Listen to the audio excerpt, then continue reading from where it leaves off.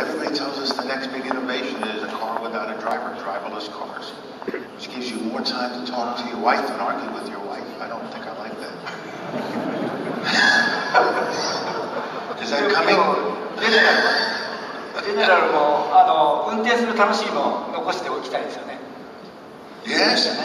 I don't ever want to drive in this car. I want to drive, but they're designing them now in Silicon Valley. General, I'd love to ask you, you've seen this great company, Toyota. You met Toyoda-san earlier. His grandfather was the entrepreneur behind the company and CEO and started the company. You've been around so many entrepreneurs now in your career. You were on the board of directors at AOL, America Online, one of the very first online services in the world, and you're today part of Kleiner Perkins and invested in so many interesting new technology companies. What are some of the characteristics and what are you excited about in terms of entrepreneurship and new technology? We were talking about this incredible new fuel cell technology you're involved in with Bloom Energy. Can you give us a vision on what's coming based on your insights into that world? I see so many exciting things coming along, whether it's new forms of developing energy, also wind world, solid oxide fuel cell world that I'm a part of. It's always been entrepreneurs that have been the leaders of change and business change, just as your grandfather was so many years ago, and your family has continued that kind of change.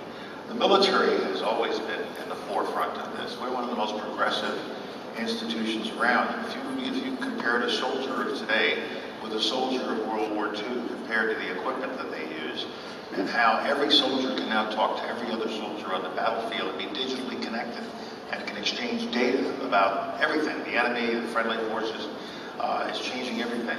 So entrepreneurship is a very, very essential part of a modern business in any country.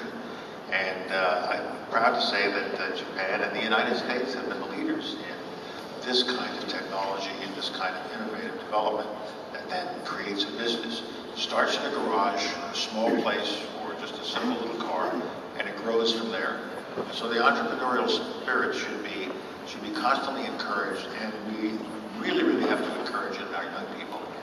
I was asked a question in an interview earlier today. Well, our kids don't seem to be as excited about this. Well, we've got to get them excited. We have to educate them and teach them that this is the way growth comes to a country, and it's essential.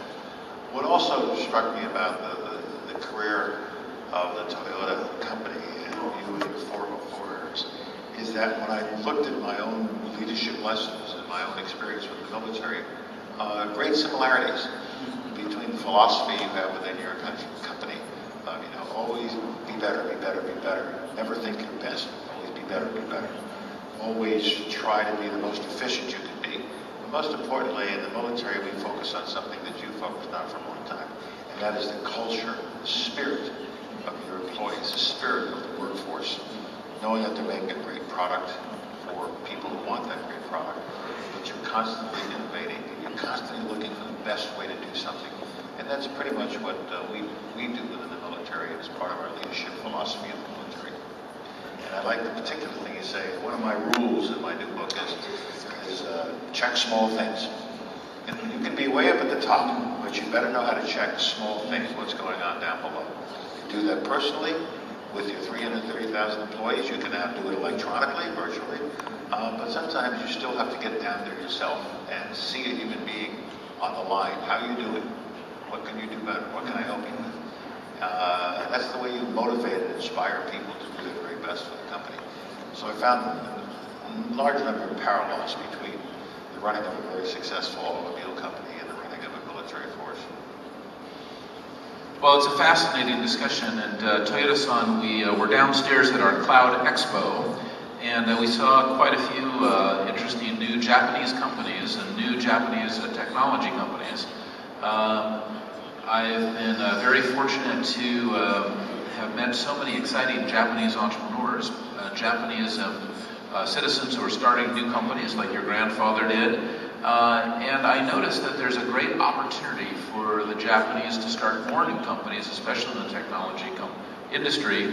And I also recognize that, and you know because the last time we were here in Japan, you came to the hotel I was in and I was doing a seminar on entrepreneurship to encourage Japanese entrepreneurship and to encourage the creation of value here in Japan, especially in the technology industry. Certainly in Silicon Valley, we don't have a monopoly on ideas. And I see all these great entrepreneurs. What do you think that we should be doing here in Japan to create more entrepreneurship and create more great companies in Japan and to give inspiration and hope to these new entrepreneurs to rise up and to become the new leaders of their industry? What is your recommendation to the next generation of commerce here in Japan? まずあれでしょうね、一つはビジョンというかね、何を目的にこれをやるんだというその出発点がまず第一だと思います。で、あとはですね、やっぱりそのサポートする仕組みというか、が割と必要だと思います。例えばアメリカにはいわばキャピタルインベスターというか、その何かやりたいアイデアに対してそこのにその支援をするですね、金融的にも支援をする、そしてその、やっぱり実績がない人は信用がありませんので、信用の部分でもバックアップするというですね、何かしら仕組みがあります。それともっと大切なのは、いわばその一回失敗してもまたやり直せるんだというですね、そういうその仕組みも僕は必要なんじゃないのかなというふうに思っております。It's a critical point, isn't it, General? That one of the keys to being a great leader is that it's okay to fail, and it's okay to take risk, and it's okay to try new things, and to have your leadership be able to support that as well. I'm sure that in the military and in your positions you've seen that. Can you comment on that? Can you comment on how do we bring risk and failure into our business and leadership lives, and how should we develop ourselves and not be afraid to take those failures on? Well, no, the question is not, is it okay to fail? You will fail. Failure is a part of life. Failure is a part of taking risk. Failure is a part of being entrepreneurial. And particularly when you're starting out, you will have a lot of failures. And the real trick in life, the lesson in life, is to understand how to deal with failure. The first thing you do is accept the failure as your failure before you start blaming anyone else. You may have to make some corrections within the organization. But what did you do wrong? Analyze yourself. How should I have anticipated this failure and avoided it? And once you've done that, make the corrective steps that are necessary within the organization and fix yourself.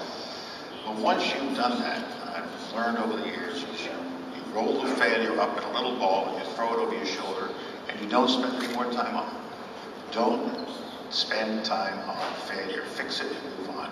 But I've seen so many people who have had a failure in the past and they can't shake it. They can't move on.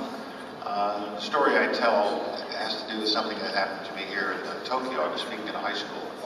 And after I spoke to the students at this Tokyo high school, started to take questions, and there was a young lady in the back of the room who raised her hand, and she got up, and I think with a great deal of courage, she said, "General, do you ever fail anymore? Are you afraid of failure?" She said, I'm afraid to fail. Do you ever fail? I said, of course I do.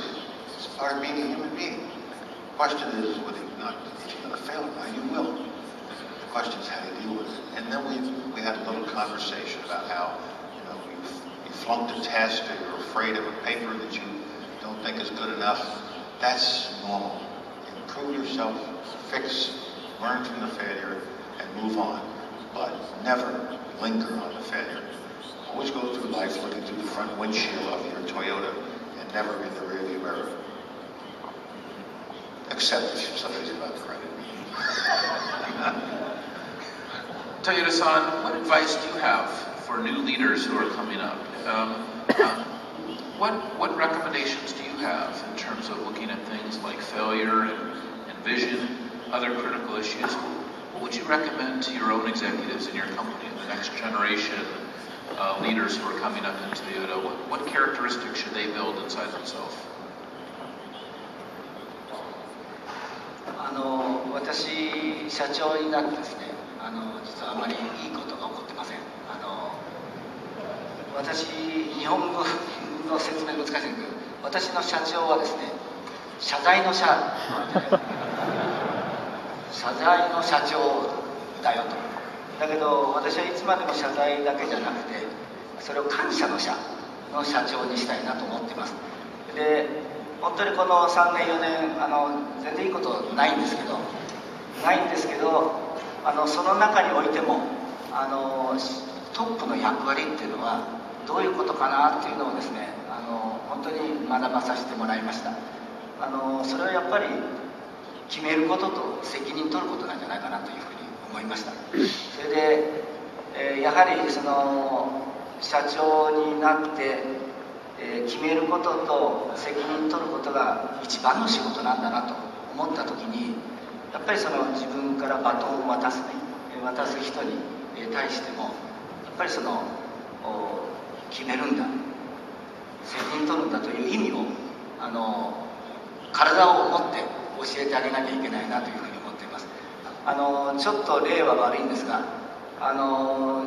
実は品質問題で大変世界中の方々にご心配をおかけいたしました。で、その時にですね、私自身がアメリカの公聴会に呼ばれた時の話が一番責任を取るという意味では分かりやすいと思うんですね。その時私まだ社長になりたてでありましたし、会社もどちらかというと赤字で大変な状態でありました。そういう中でいろんな方から本当にトヨタって潰れちゃうかもしれないぞとかですね、少なくとも自分自身が社長ではいられなくなるなというのはもう覚悟しました。謝罪する社長であっても1年持たなかったなというのはですね、正直ちょっと残念だったなという気持ちでアメリカに行ったわけです。で、その中で大変だねという方もおられたんですが、私自身どういう気持ちで行ったかというと、いわばそのしんがり役ですね。日本の軍にはですね、以前非常に戦国時代ですけれども、自軍を味方を安全な場所に逃がすまで最後まで戦闘になって戦っている人をしんがり役と言います。で、私自身そのトヨタの中で、創業家という、レッテルはずっとついちゃうんですけど、そういう中でも初めてなんていうか、その会社のために役に立てる、役に立ることでそのしんがり役に任命されたことはですね、大変自分自身光栄に思ったというか、初めて会社の役に立てるんだと。ですからこれで別にそのトヨタの社長はなくなっても会社というものが残ればそれでいいじゃないかという気持ちで行きました。で、その時に自分自身が決めたルールというのは、誰のせいにも、先ほどジェネラルも言っておられました、誰のせいにもしないということです。それとその対応が遅いとか、のろまという、そういう攻めは甘んじて受けようじゃないかと。だけど嘘つきとかですね、ごまかしてるということに対しては徹底的に叩こうということを、私自身会社の中にも示せたと思いますし、全世界のお客様にも示せたというふうに思っています。で、そういう体験もあったがゆえに、例の3月11日に日本で大震災が起こった時に、私自身がですね、口を切った内容は人命第一、地域の復旧復興が第二で、生産活動の復旧はその次という、プライオリティがポッと口から出ました。そしてもう一つは本社報告のための会議はいらないよと。そして現場で即断即決即実行してくださいと。で、ただしみんなが良かれと思ってやっても結果がそれに伴わない時ある。その時には僕が責任取るよというのがですね、やはり公聴会で私が経験させていただいて、そういうふうに自分自身も成長できたのかなというふうに思っています。ですから本当にその決めること、責任取ることで、決めることはですね、本当に私決める時は本でも読ませていただきます。直感で3秒で決めてる時は多々多いです。ただその3秒のために普段ですね、そのディシジョンによって痛みを被る人だとか、そのディシジョンによってちょっと苦労する人の顔がどのくらい浮かぶかっていうのを理解してない限り3秒で決めちゃいけないと思うんですね。ですからそういうことが分かるような教育